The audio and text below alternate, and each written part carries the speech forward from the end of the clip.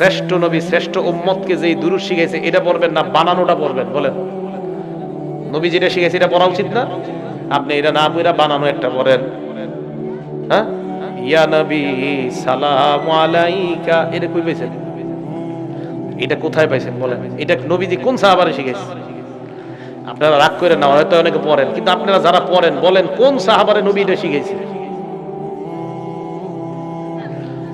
আমাদের নবী আবু বকর সিদ্দিক কি শিখাইলেন? আল্লাহুম্মা সাল্লি আলা মুহাম্মাদিন ওয়া আলা আলি মুহাম্মাদিন কামা সাল্লাইতা আলা ইব্রাহিমা ওয়া আলা আলি ইব্রাহিমা ইন্নাকা হামিদুম মাজিদ। এই দুরূদ আমার নবী আবু বকর সিদ্দিককে শিখাইয়া দিয়েছেন। তাহলে যেই দুরূদ দুনিয়ার শ্রেষ্ঠ মানুষ শ্রেষ্ঠ উম্মতকে শিখাইলেন, এটার মধ্যে ফায়দা আছে না নাই? আর আমরা যেটা বানায় পড়ি এটার মধ্যে ফায়দা না ক্ষতি?